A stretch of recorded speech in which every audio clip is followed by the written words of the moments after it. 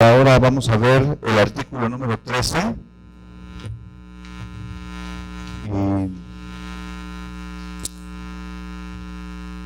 Habla acerca de las dos ordenanzas. Hay dos ordenanzas para nosotros los creyentes en Jesucristo, que es el bautismo y la cena del Señor. Y los dos apuntan hacia la salvación y la comunión. ¿Hacia dónde? La salvación y la comunión. La salvación que el Señor nos regala y la comunión que también nos regala, pero con la iglesia. Vamos a orar. Padre, te damos gracias en esta hora porque nos permites meditar en tu palabra. Queremos pedirte, Señor, que tu Espíritu Santo nos guíe a entenderla, a poner por obra lo que tú nos indiques, Señor, a guardar tu voluntad y así, Señor, honrarte. Padre, guíanos, bendícenos en la mente, en el corazón, en el nombre de Cristo Jesús. Amén. Si tiene usted el folleto, puede leerlo, y si no tiene folleto, levante su mano, le van a llevar un folletito para que pueda seguir el texto del artículo número 13. Levante su mano si alguien no tiene folleto y le van a llevar, la hermana le va a llevar un folletito para que puedan leer. Vayan al artículo número 13 que dice el bautismo y la cena del Señor. Dice ahí, el bautismo cristiano es la inmersión, es decir, se tiene que sumergir. Inmersión quiere decir eso. El bautismo cristiano es la inmersión de un creyente en agua, es decir, que nosotros no practicamos el bautismo por aspersión o por rociamiento, cuando le echan gotitas de agua en la cabeza a un recién nacido. De hecho, nosotros no bautizamos a los niños porque no hay evidencia en la Biblia de que se hayan bautizado niños. Hay iglesias a las cuales se les llama paidobautistas. ¿Cómo dije? Paidobautistas quiere decir que bautizan a niños. Y las iglesias paidobautistas pues no están nosotros no creemos que sea la forma adecuada de bautismo, porque creemos que el bautismo practicado en la Biblia fue por inmersión, es decir, todo el cuerpo se sumergió, y eso es correcto porque tiene que ver con su significado. ¿Sabe cuál es el significado del bautismo? Muerte, sepultura y resurrección. Y para que sea una sepultura, entonces tiene que ser sepultado el cuerpo. El bautismo cristiano es la inmersión de un creyente en agua en el nombre de un creyente. Un niño, un recién nacido, no es un creyente todavía.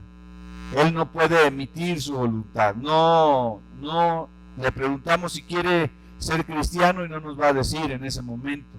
Algunos hasta luego dicen, a mí me bautizaron sin mi permiso, porque él decidió después que no quería ser creyente. Entonces, el bautismo cristiano es la inmersión de un creyente, no de uno que va a ser creyente, sino de uno que ya es creyente, en agua, en el nombre del Padre, del Hijo y del Espíritu Santo. Es ejecutado, o sea, el bautismo es realizado por un administrador idóneo. Nosotros creemos que no cualquiera puede bautizar, porque tiene que ser un administrador idóneo, es decir, alguien que tenga el conocimiento de lo que se está llevando a cabo, porque no es un juego.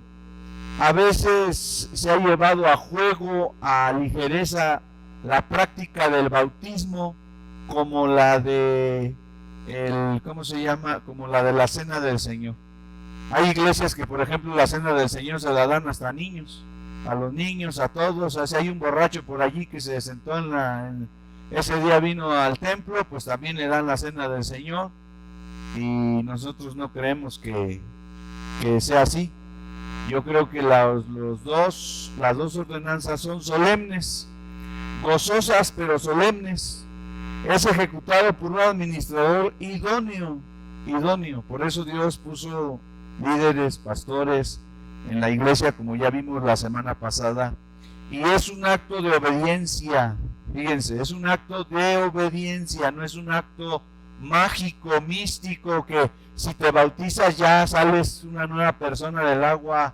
No, el agua no tiene nada de mágico, ni la fórmula que menciona el pastor al bautizar tiene algo así de transformador en ese momento. No, no son cosas mágicas, pero sí es un acto de obediencia. Todo aquel que quiera seguir a Cristo debe bautizarse porque así lo mandó el Señor Jesucristo.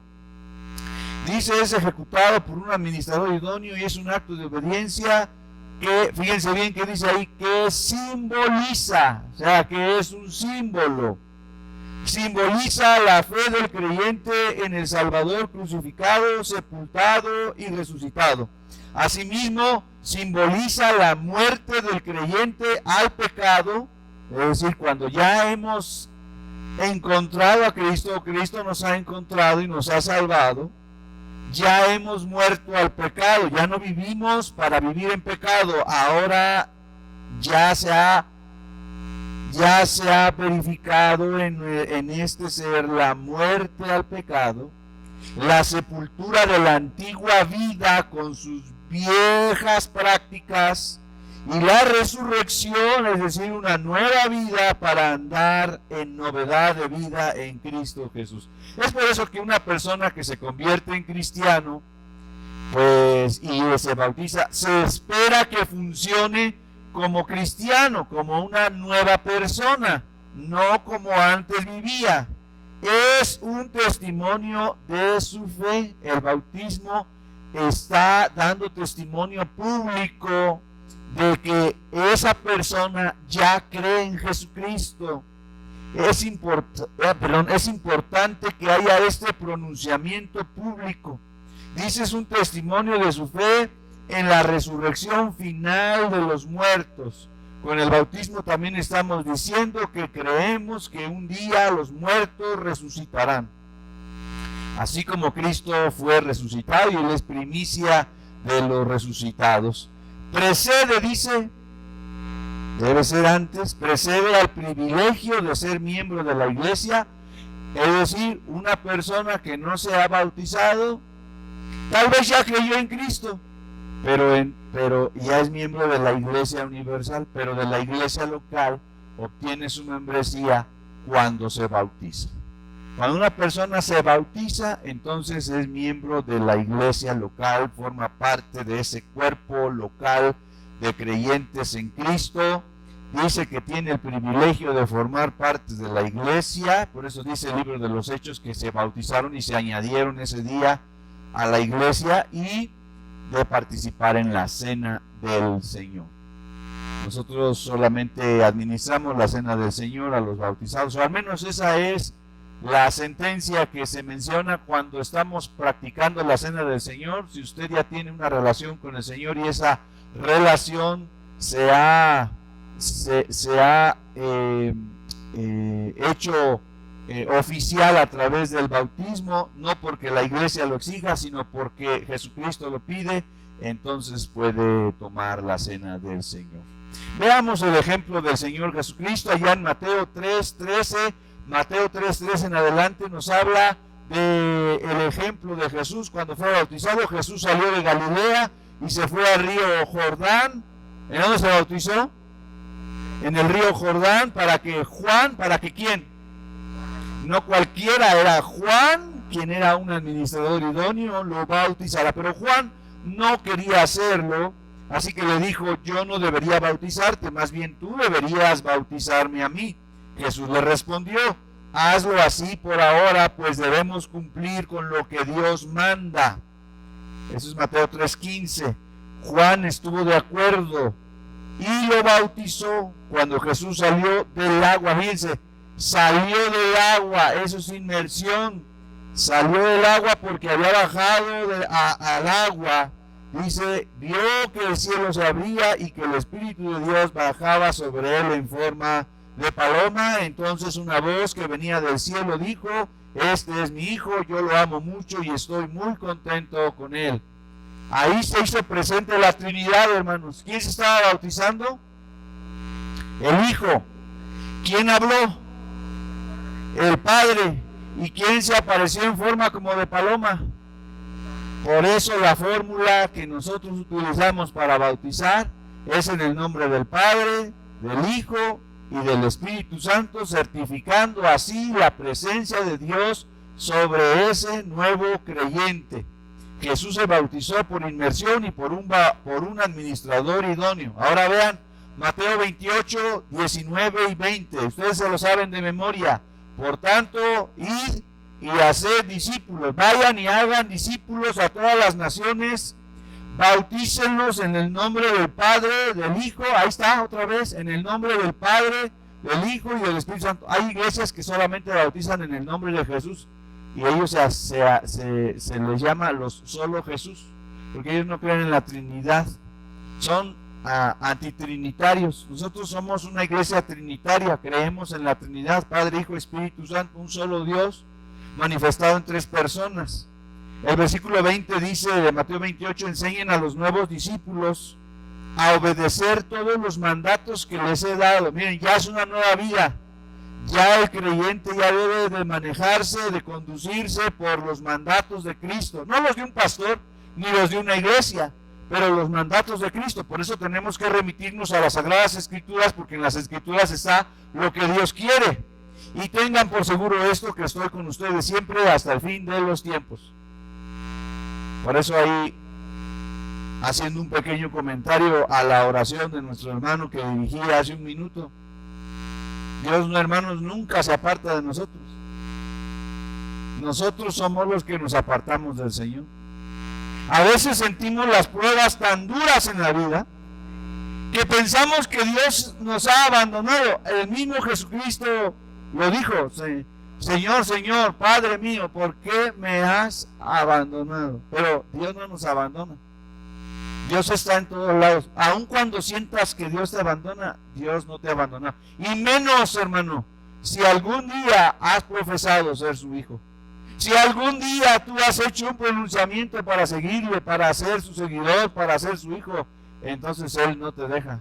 Él es omnipresente, está en todo lugar, pero está en el corazón de todos aquellos que le aman, que le sirven, y está protegiéndolo. A veces parece ausente, a veces nada más está como calladito ahí en la esquina, pero está observándonos, así como el padre guía al hijo y el pequeño que está apenas empezando a caminar y lo deja un poquito, a lo mejor hasta permitimos que se caiga un poquito porque tiene que enseñarse a levantarse y caminar, y a veces así el Señor nos permite en la vida, pero Él nunca nos deja sin supervisión, y su mano poderosa está con nosotros. Ya les comenté aquel versículo que veo en Génesis 39, el último versículo habla de que después de que metieran a José a la cárcel, dijo, y Dios estaba con él. El Señor está, a ver, ¿cómo si estaba con él lo metieron a la cárcel injustamente? Parecería una contradicción, pero Dios estaba con él, porque él era un hombre de Dios, y Dios está con nosotros, hermano.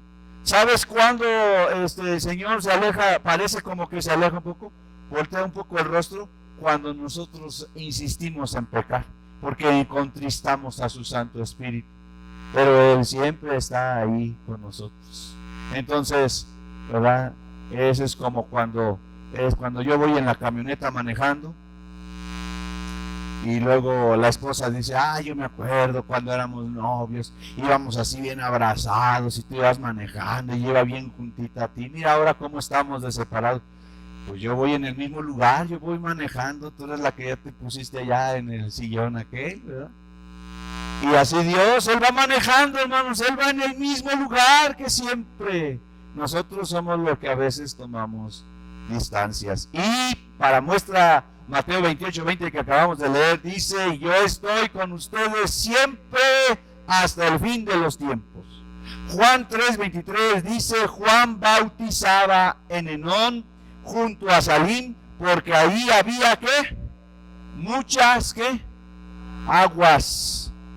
Por cierto, hermanos, ya tenemos candidatos para bautismo. Por lo menos aquí veo a una. Ale, levanta tu mano. Ahí está Ale. Es familiar ahí de Sandy, de Frank, ¿verdad? Es cuñada de Sandy. Ale es una nueva creyente. Ya tenemos ahí dos candidatos en Calderón, y por lo menos uno en Cruz del Palmar, más los que se acumulen de aquí a septiembre. En esta semana, si Dios quiere, voy a dar la fecha para los próximos bautizos. Miren, yo pensaba que en el año del COVID no íbamos a tener ni uno solo, Y Dios ya nos está regalando. Me acuerdo que yo le pedí al Señor un día, hoy Señor, si tú, fíjate otra vez, Juanito, si tú estás con nosotros y no nos abandonas, no permitas que un solo año se nos vaya sin bautizar a alguien. Y Dios ha sido fiel. Antes, en tiempos normales, hemos hasta bautizado 3 veces por año, de a 7, de a 10, así, ¿verdad? Y ahora dije, no, pues con COVID no vamos a bautizar ni uno.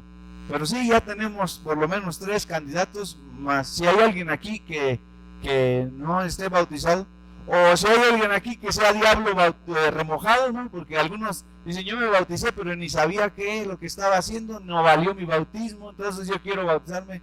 Bueno, entonces puede bautizarse si su corazón así lo entiende, que necesita dar testimonio de su fe en Jesucristo. Pero dice que Juan bautizaba allí porque había muchas aguas, no era una tinajita allí donde le echaban unas gotitas a la mollera, porque así no se sepulta a un muerto. A un muerto tú no agarras un puñito de tierra y se lo eches así y ya quedó sepultado, ¿no? Tiene que estar sumergido, tiene que estar sepultado, y por eso dice que iban a donde había muchas aguas. Nosotros tenemos que llenar una piletota o ir a un río. Me están invitando los de Calderón a la presa, ¿verdad? A la presa, para que vayamos ahí, que está muy bonito. Bueno, pues me meto allá al agua fría, no importa, con tal de bautizarlos y cumplir así la orden del Señor Jesús. Ahora vean Hechos 2, 41 y 42, que espero que estén muy familiarizados con ese texto. Así que los que recibieron su palabra fueron, ¿qué? ¿Cuál es una de las condiciones para ser bautizado? Si alguien me pregunta, oye, ¿qué debo hacer para ser bautizado? Pues primero ser muy guapo, medir 1.80, ¿no? No.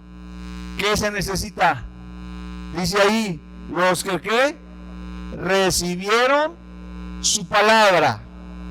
No se puede bautizar porque diga, ay, me cae muy bien las personas de la iglesia, me gusta esta iglesia, es bien padre bautizarse. Un amigo dijo que cuando salió del agua vio ángeles, entonces yo también quiero eso. No, nada de eso. Es recibir la palabra de Dios, el mensaje de Dios, el mensaje de salvación. Los que recibieron su palabra, los que creen en la palabra del Señor, fueron bautizados. ¿Sí?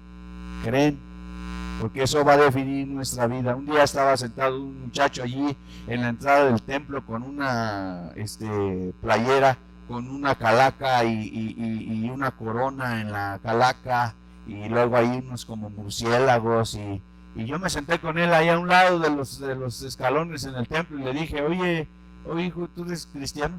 Sí, pastor, desde niño vengo a la iglesia. Me va, y le digo, oye, ¿y crees en la Biblia todavía? Sí, claro, sí creo en la Biblia. Entonces, ¿por qué traes esa playerota? ¿Que no estás viendo que esa playerota está diciendo sin palabras que la muerte es la que reina? Porque ahí tiene una corona la calavera. Eso es lo que yo entiendo. Y nosotros no somos agentes de las tinieblas, somos agentes de luz. El Señor nos ha traído de las tinieblas a su luz admirable, y nuestro mensaje es otro y nuestra vida debe ser otra. Entonces no tenemos nada que hacer con eso, porque ya hemos recibido su palabra, fueron bautizados, ¿y qué pasó? Dice en el 41, se añadieron ese día a la iglesia, Por eso una persona que se bautiza se añade automáticamente al cuerpo de Cristo, que es la iglesia, y está listo para el versículo 42, que dice, perseveraban en la doctrina, en la enseñanza de los apóstoles, en la comunión unos con otros, el compañerismo, en el partimiento del pan que tanto nos gusta, y en las oraciones que tanto necesitamos. Hechos 8:35 en adelante nos habla de Felipe bautizando a un eunuco importante que iba por el desierto. Dice entonces Felipe, abriendo su boca, ¿qué hizo Felipe, hermanos? Abrió su boca. Usted y yo necesitamos abrir nuestra boca para hablar el mensaje, y comenzando desde esta escritura le anunció el evangelio de Jesús, y yendo por el camino llegaron a cierta agua, y dijo el eunuco, yo creo que le fue predicando Felipe, mira, el Señor es así, la salvación, y el que se salva debe bautizarse. Y ya cuando iban llegando a ese tiempo de la plática, y el eunuco ve ahí que había unas aguas, un lago, yo me imagino, algo, un estanque, y dijo, oye, pero ahí hay agua, ¿qué impide que yo sea bautizado? Y dice, no, si crees de todo corazón, ahí está la otra condición, hermano, si crees de todo corazón, bien puedes, dice. Y se bajaron del coche y bajaron ambos al agua, dice, bajaron, o sea que se sumergió. Es decir, aquí hay otra. Si alguno de ustedes ahorita me dice, ojalá que no lo hagan ahorita, pero si alguno de ustedes me dice, pastor, yo ya creí en el Señor Jesucristo, quiero ser su seguidor y tengo una pileta en mi casa o vámonos aquí arriba, yo necesito que usted me bautice ahora mismo. ¿Saben qué? Yo estoy obligado a bautizarlo en ese momento, porque el Señor me manda eso. Si en ese momento hay alguien que dice, yo me quiero bautizar ahorita mismo, ya, vámonos, yo me voy y lo tengo que bautizar, lo bautizo en ese momento. ¿Has creído en Jesucristo? Me aseguro que crean en la palabra, que crean en Jesucristo, que crean en el Señor, que crean en lo fundamental, en lo que Dios quiere. Sí, y vámonos al agua. Así lo hizo Felipe, inmediatamente al agua. En el 37 dice, ¿crees de todo corazón? Sí, dijo, creo que Jesucristo es el Hijo de Dios. Entonces mandó parar el carro y descendieron ambos al agua. No le echó gotitas, sino que descendieron ambos al agua. Y Felipe el eunuco le bautizó, y cuando subieron del agua, el Espíritu del Señor arrebató a Felipe, y el eunuco no le vio más y siguió gozoso su camino. Hechos 16:30. Hechos 16:30 es la historia del carcelero de Filipos que se iba a matar, cuando después de que el terremoto sucedió, vio que se estaban abriendo las celdas, pensó que los prisioneros iban a salir, él se iba a matar. Ahí estaba Pablo y Silas y en la prisión injustamente, hablaron con el carcelero y él, sacándolos, en el versículo 30 les dijo, señores, ¿qué debo hacer para ser salvo? Miren qué pregunta más importante debe hacerse la gente en la vida. Señores, ¿qué debo hacer para ser salvo? ¿Cómo le hago para llegar al cielo? Y la respuesta incorrecta es, pórtate bien. La respuesta incorrecta también sería, haz buenas obras. La respuesta incorrecta sería, da muchas ofrendas, da mucho dinero. Es incorrecto todo eso. La respuesta incorrecta sería, ve a la iglesia. Señores, ¿qué debo hacer para ser salvo? ¿Qué debo hacer? Y le dieron la única respuesta posible a esa pregunta. Cree en el Señor Jesucristo, cree de tal manera que esa fe modifique toda tu vida y toda tu existencia. Cree en el Señor Jesucristo y entonces serás salvo. No solamente tú, el mensaje puede alcanzar hasta tu casa, a los que son tus hijos, tus familiares. Miren, dice allí en el 33, y él tomándolos en aquella, pero el de 32 dice, y algunas personas creen que el 31 es así como salvación colectiva. Yo creo y ya toda mi familia se salva. No, hermanos, si no es el bote pateado de 1, 2, 3 por todos mis amigos. No, la salvación es personal. Pero por causa de que yo creí, es muy probable que otros vayan a creer en mi familia. Pero hay que predicarles la palabra. Dice allí en el 32, y le hablaron la palabra del Señor a él y a todos los que estaban en su casa. Y él, tomándolos, o sea, Pablo tomándolos en aquella misma hora de la noche, ahí se refiere al carcelero, que les lavó las heridas a Pablo y a Silas, dice, y enseguida se bautizó él y los suyos. Yo imagino que tenían alguna pileta, algún estanque ahí en la casa, y se bautizó el carcelero con los suyos. Esa noche, fíjense, era de noche. ¿Ya se dieron cuenta que era de noche o no? Versículo 33, y él tomándolos en aquella misma hora de la noche. Nada más me ha tocado bautizar como a 2 en la noche. Sí, porque hicieron el culto en la noche.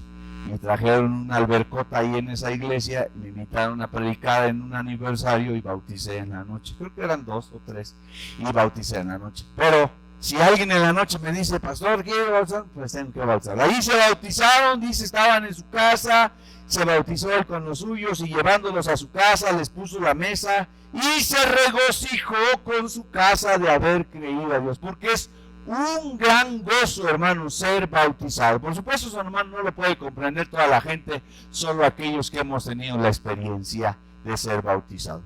¿Hace cuándo que usted se bautizó? ¿Ya hace cuántos años? ¿Se acuerda del momento? ¿Se acuerda usted cómo creía? ¿Se acuerda usted de ese momento? Yo me acuerdo la vez que me bauticé, me acuerdo fue en un río, allá en Progreso, Hidalgo. Allá me bautizó el hermano Samuel Hernández, me bautizó el 7 del 97, allá me bauticé y fue muy bonito. Y ya cuando salí, vi así la gloria de los cielos. No es cierto, no vi nada, pero sentí muy especial porque ya había dedicado mi vida a Cristo en ese momento. Ahora, el significado del bautismo, Romanos 6, 3 al 5 dice: ¿acaso se olvidaron cuando fuimos unidos a Cristo en el bautismo que nos unimos a Él en su muerte? Fíjate bien, nos unimos a Él en su muerte. Porque el mensaje de Cristo es vida, pero vida que viene como producto de la muerte. Vida que viene como producto de un sacrificio. Cristo murió en la cruz y resucitó para darnos nueva vida. Y de la misma manera nosotros debemos morir a la vieja vida para dar paso a la nueva vida en Cristo. Dice el versículo 4, Romanos 6, 4, pues hemos muerto y fuimos sepultados. Ya nuestra vida quedó sepultada, la vida pasada, dice, con Cristo mediante el bautismo. Y tal como Cristo fue levantado de los muertos por el poder glorioso del Padre, ahora nosotros también podemos vivir una vida nueva. Así como Cristo fue resucitado por el Espíritu de Dios, así también el creyente ahora es impulsado a vivir una nueva vida por el Espíritu que Dios ha puesto en su corazón, en su interior.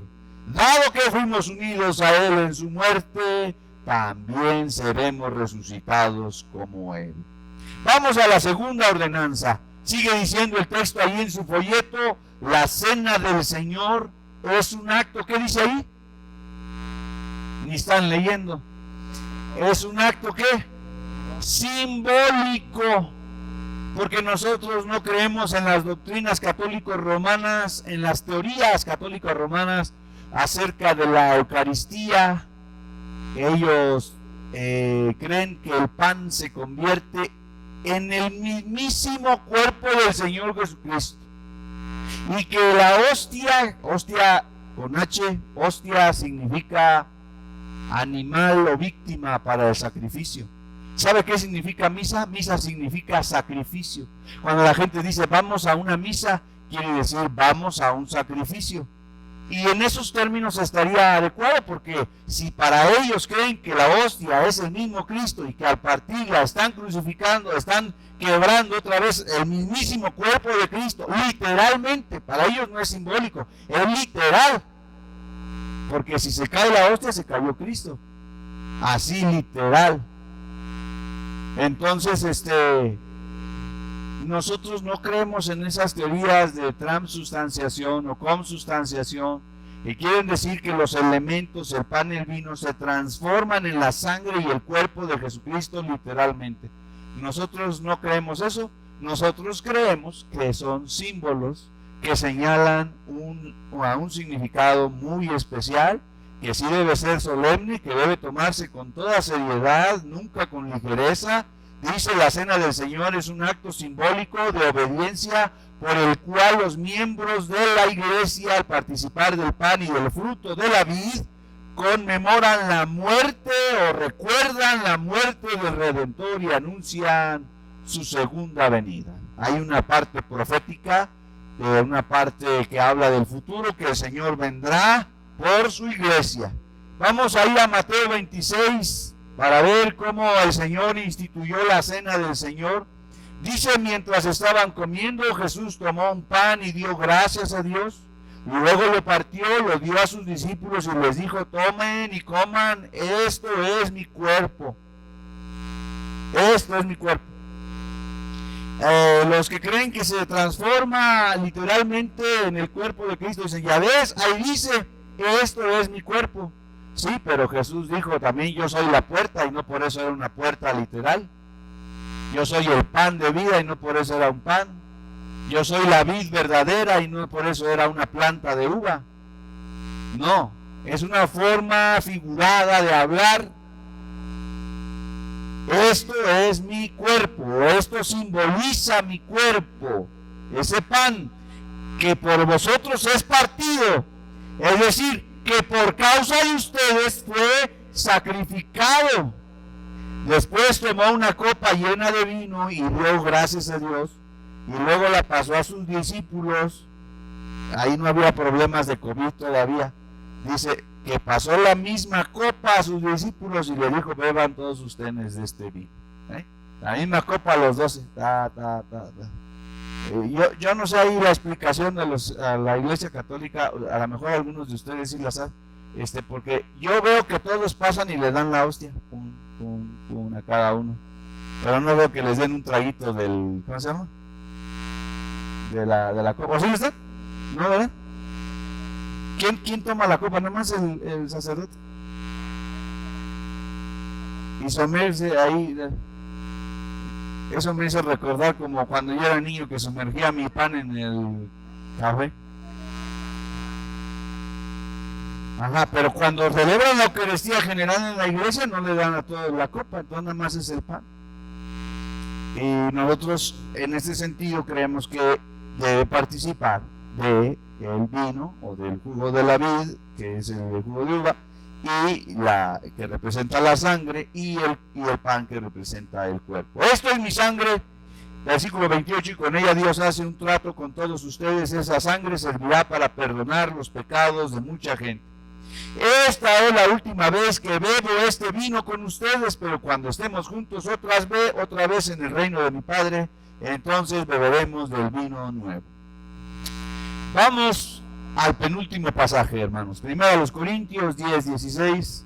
Dice así: en la cena del Señor, cuando tomamos la copa y pedimos que Dios la bendiga, todos nosotros estamos participando de la sangre de Cristo. O sea, todos nosotros participamos de la sangre de ese Cristo. Quiere decir que nos beneficiamos de que la sangre de Cristo haya sido derramada en la cruz, porque fue su sangre el precio para pagar nuestros pecados. Dice: y cuando partimos el pan, también participamos todos del cuerpo de Cristo. Aunque somos muchos, somos un solo cuerpo, porque comemos de un solo pan. Fíjense, la manera más correcta de llevar a cabo la cena es que bebiéramos de la misma copa y le trozáramos de la misma pieza de pan. Tendría que ser un panzote muy grande, ¿verdad? Ellos eran 12 personas, aquí nosotros somos más, no voy a decir cuántos somos ahorita, porque nos están grabando, y somos 12. Por ejemplo, en el pueblo de Israel, versículo 18, los que comen la carne de los animales que se sacrifican en el altar del templo, participan de ellos con Dios y con los que toman parte en el sacrificio. Eso no quiere decir que yo reconozca algún valor en los ídolos que otros pueblos adoran, o en los alimentos que se les ofrecen. Cuando los que no creen en Cristo ofrecen algo, se lo dan a los demonios y no a Dios. Fíjense bien, fíjense eso, Cuando los que no creen en Cristo ofrecen algo, se lo dan a los demonios y no a Dios. Meta ahí usted la ofrenda a los muertos, la ofrenda a otros ídolos. Cuando hacen otros, no es a un ídolo. Ahí le voy a llevar una ofrenda al niño futbolista. ¿Sí saben que hay un niño futbolista, ¿verdad? Un Jesús, que le ponen como si fuera Jesús, que es un niño, y le ponen la playera de la selección y le piden para que gane la selección. Hay también un santo para los narcos. No sé si alguien haya oído eso, ¿verdad? Que le piden. Pero dice que el que le ofrece algo a esa persona, a esa entidad, a ese ser, se lo ofrece realmente ¿a quién? ¿A quién, hermanos? Versículo 20. a los demonios y no a Dios, dice. Y yo no quiero que ustedes tengan nada que ver con los demonios. Ustedes no pueden beber de la copa de la cena del Señor y al mismo tiempo beber de la copa que se usa en las ceremonias donde se honra a los demonios. Eso quiere decir que no debemos andar en dos vías, en dos lugares. Tampoco pueden participar en la cena del Señor y al mismo tiempo participar en las fiestas de los demonios. Ahí está. Hermano, si hay alguien aquí que anda participando en las fiestas de los demonios, aléjese de eso, porque debe participar de la cena del Señor. Último pasaje de esta mañana, 1 Corintios 11:17. 1 Corintios 11:17 dice: pero en las siguientes instrucciones, Pablo habla, dice, en las siguientes instrucciones, hermanitos, no puedo elogiarlos, pues parece que se hacen más daño que bien cuando se juntan. Ay, hermanos, que Dios nos libre de ser esa iglesia que cuando se junta se hacen más daño que bien. Hay unas iglesias que es así. Hay muchas envidias, muchos recelos, muchas rivalidades y muchas habladurías. Aquí, gracias a Dios, ahorita no hay eso. Dice: primero oigo que hay divisiones entre ustedes cuando se reúnen como iglesia. Hermanos, ¿se acuerdan al principio que les dije que las dos ordenanzas apuntaban a dos cosas? ¿Qué eran? Aquí tenemos al que sí puso atención, hermano. Dos cosas que apuntan: el bautismo y la cena del Señor. ¿Qué es? Salvación y comunión. Hablan acerca de la salvación en Cristo. El bautismo habla de la salvación que el Señor nos dio: muerte, sepultura y resurrección. Somos salvados. Y la cena, su sangre y su cuerpo, hablan de su sacrificio, salvación. Pero también hablan de comunión, porque el bautismo introduce al creyente a la familia de Dios, al cuerpo de Cristo. Eso es comunión.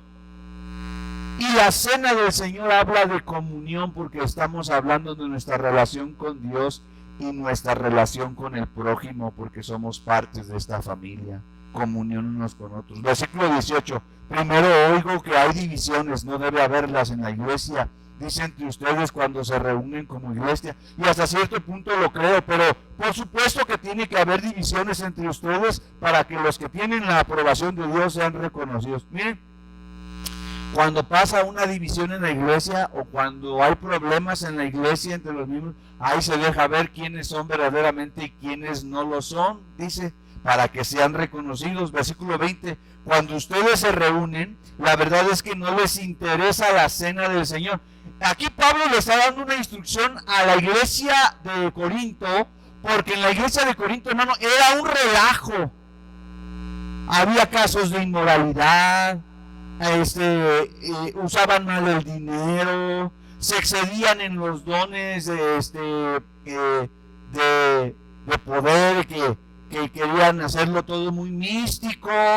Había un exceso, una loquera en hablar en lenguas, por ejemplo. Pablo escribe en la misma carta acerca de eso. Pablo está corrigiendo varias cosas a los hermanos de Corinto y les dice: otro de los problemas que yo veo en su iglesia, hermanos, es que ustedes no le dan seriedad a la cena del Señor. Como le digo, hermano, hay iglesias que hasta le dan la cena del Señor a niños, cuando el niño todavía ni discierne ni entiende lo que está sucediendo. Hay pastores que bautizan a niños de 7, 8 años que todavía no disciernen lo que implica el deber del bautismo. Pero miren hasta dónde llegaban estos hermanitos de Corinto. Versículo 21. Pues algunos se apresuran a comer su propia comida y no la comparten con los demás. Como resultado, algunos se quedan con hambre, mientras que otros se emborrachan. Fíjense nomás en qué se había convertido esta convivencia. En la antigüedad había unas comidas, unas fiestas que se llamaban fiestas de amor, fiestas ágape, que eran las fiestas de la comida de los cristianos, y se reunían para tener esta comunión. Pero estos hermanos habían tergiversado toda esta práctica y ahora hasta se ponían borrachos, dice allí en medio de la iglesia, fíjense nomás. Y el versículo 22 dice, ¿qué acaso no tienen sus propias casas para comer y beber? ¿O de veras quieren deshonrar a la iglesia de Dios y avergonzar a los pobres? ¿Qué se supone que debo decir? ¿Quieren que los elogie? Pues bien, de ninguna manera los elogiaré por esto. Pues yo les transmito lo que recibí del Señor mismo. La noche en que fue traicionado el Señor Jesús tomó pan y dio gracias por ese pan, luego lo partió en trozos y dijo, esto es mi cuerpo, el cual es entregado por ustedes. Hagan esto en memoria. En memoria es un acto de recordar, de hacer memoria. Hagan esto en memoria de mí. De la misma manera tomó en sus manos la copa de vino después de la cena y dijo, esta copa es el nuevo pacto entre Dios y su pueblo, un acuerdo confirmado con mi sangre. Hagan esto en memoria de mí todas las veces que la beban, pues cada vez que coman este pan y beban esta copa, anuncian la muerte del Señor hasta que Él vuelva. Por lo tanto, cualquiera que coma este pan o beba de esta copa del Señor en forma indigna, es culpable de pecar contra el cuerpo y la sangre del Señor. ¿Cómo sería tomar la cena del Señor indignamente, hermano? Pues cuando una persona no está entendiendo lo que simboliza el pan y el vino. Cuando una persona no ha iniciado esa relación con Jesucristo de ser un nuevo creyente, una nueva persona, si no ha sido transformado, si no ha sido regenerado, si no ha nacido de nuevo, ¿qué hace participando de la mesa del Señor? Es un intruso, tal como lo fue aquel hombre hijo de perdición, Judas, que estaba sentado en la mesa del Señor, pero era un intruso porque en su corazón no estaba Dios, y los otros que estaban sentados a la mesa están ahí. Por eso, cuando ministramos la cena del Señor, yo digo, hermanos, los que hayan sido bautizados, los que delante del Señor usted entienda que está bien delante del Señor, que no tiene pleito con alguien más, puede tomar la cena, porque debe ser solemne. Esto es algo serio, no puede tomarse a la ligera, es algo de mucho significado. Por esta razón, dice el versículo 28, cada uno debería, ¿qué? Examinarse a sí mismo antes de comer el pan y beber la copa. ¿A poco el niño lo puede hacer? ¿A poco el borracho lo puede hacer? No, debe de examinarse a sí mismo antes de comer el pan y beber la copa. Pues si alguno come el pan y bebe de la copa sin honrar el cuerpo de Cristo, come y bebe el juicio de Dios sobre sí mismo. Esa es la razón por la que muchos de ustedes son débiles y están enfermos, y algunos incluso han muerto. Fíjense nada más la seriedad que Dios le da a esta ordenanza, de que se debe tomar con toda seriedad, que debemos de tomar en cuenta nuestra relación con el Señor. Pero si nos examináramos a nosotros mismos, Dios no nos juzgaría de esa manera. Sin embargo, cuando el Señor nos juzga, nos está disciplinando para que no seamos condenados junto con el mundo. Fíjense nada más, el Señor nos juzga, nos está disciplinando para que no seamos condenados con el mundo. Así que, mis amados hermanos, cuando se reúnan para la cena del Señor, espérense unos a otros. Si de veras tienen hambre, que cada uno coma en su casa, a fin de no traer juicio sobre ustedes mismos cuando se reúnan. Les daré instrucciones sobre los demás asuntos después de mi llegada. O sea que Pablo estaba resolviendo ahí varios problemas que había en esa iglesia conflictiva, en esa iglesia difícil de Corinto. Hermanos, están ahí las dos ordenanzas, las dos que conocemos como las ordenanzas, bautismo y cena del Señor. También ya vamos a tener fecha para la cena del Señor y poder practicar esta ordenanza. En septiembre, Dios mediante, estaremos, si Dios nos permite, estaremos celebrando bautismo, en los bautizos de nuestros nuevos hermanos, y yo espero que nos estemos preparando para celebrar también en alguna forma, a pesar de esta contingencia, y que lo hagamos de la forma adecuada. Muy bien, Si usted no se ha entregado a Jesucristo, hasta el día de hoy, si usted no ha entregado su vida a Jesucristo, usted debería hacerlo hoy mismo. Si usted ya se entregó a Jesucristo, ya es de Dios, pero debe arrepentirse de algo, debe pedirle perdón a Dios de algo, hágalo hoy mismo. Padre, te damos gracias en esta tarde porque nos permites meditar en tu palabra, Señor, seguir afirmando, conociendo, reforzando lo que tú nos has permitido en conocer acerca del gran sacrificio que Jesucristo, tú, Señor, has hecho por nosotros.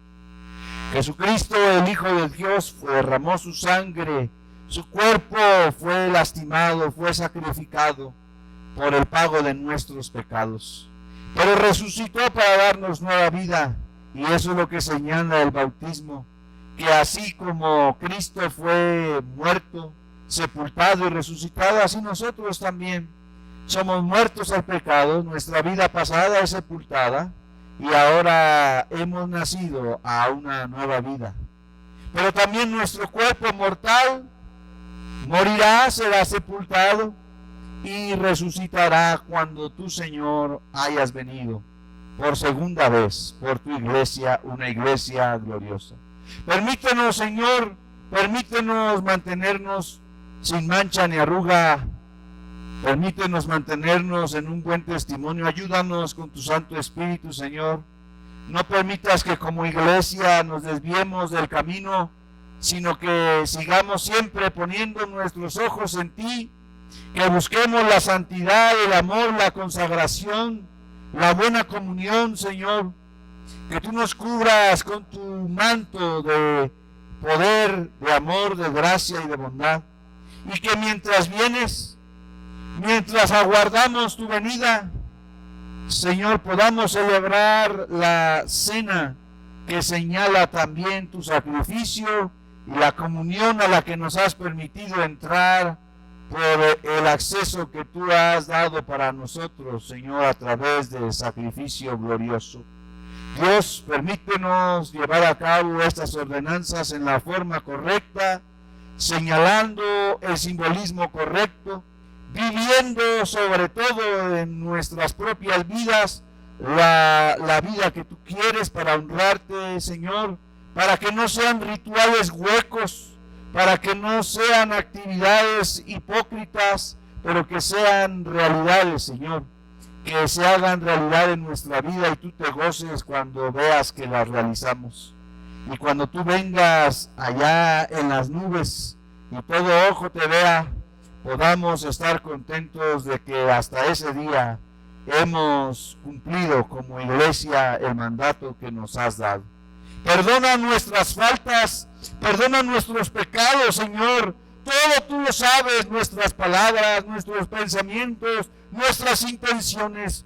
Todo tú lo sabes, Señor. Perdónanos, límpianos, Señor, renuévanos y ayúdanos a mantenernos en tu camino para hacer tu voluntad y así agradarte a ti, Padre. Te lo pedimos todo en el dulce nombre de nuestro Señor Jesucristo. Amén y amén.